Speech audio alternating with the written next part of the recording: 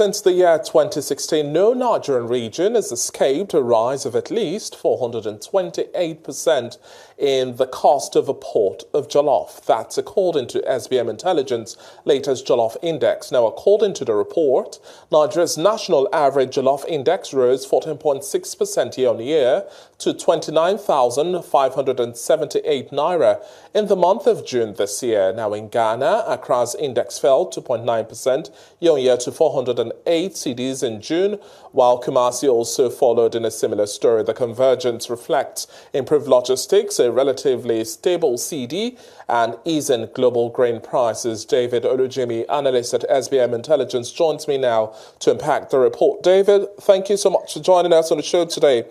Your jollof pot is described as West Africa's most honest economic barometer. Would you say this is a stronger measure of citizens' welfare rather than GDP or inflation statistics? Walk me through the numbers here.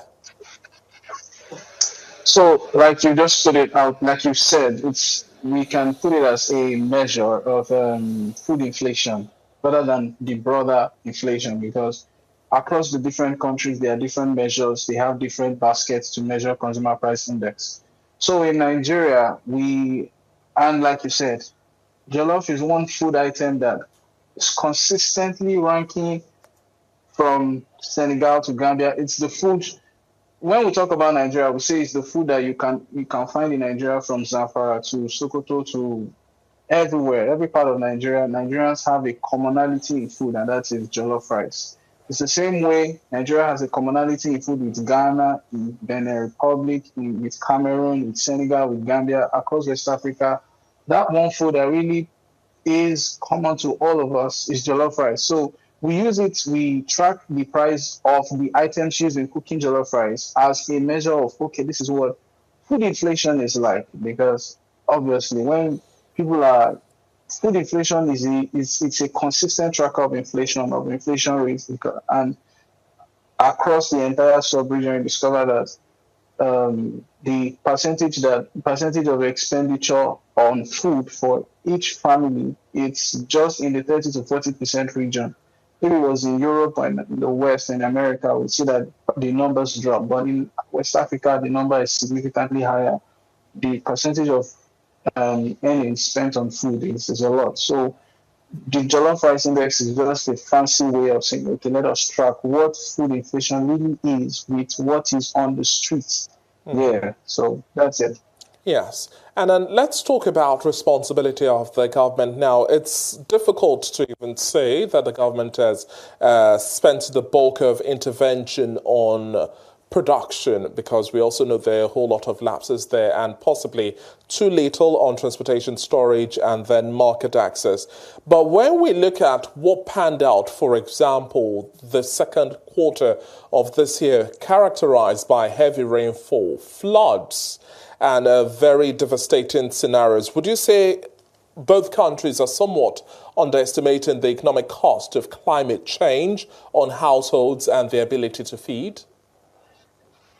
Exactly. So there's the part of underestimating the effects, the economic cost of climate change. There's also the part of underestimating the economic cost of poor infrastructure, structural deficiencies. So when you look through our reports, one of the commonalities across all the regions from Nigeria to Ghana is the fact that there has been a demand pull on the prices of these implements, talking of tomatoes, rice, onions, all of the things that we use to basically cook jollof rice. And across the region, we discover that one of the number one complaints is, okay, the supply is usually short. That means when it comes in, it's finishing.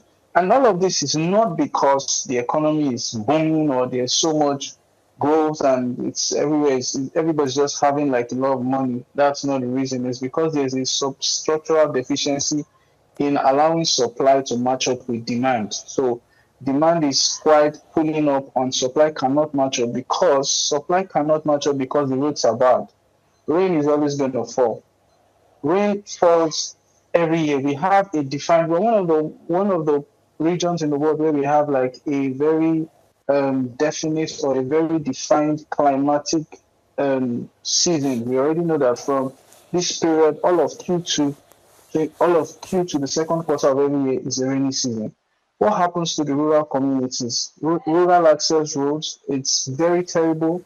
It is in dire states Yes. across from Nigeria to Ghana. David, It's quite a terrible. sad scenario we have painted here, but for the lack of time, we would have to end the discussion for now. Thank you so much for your time. That was David Olujinmi, analyst at SBM Intelligence.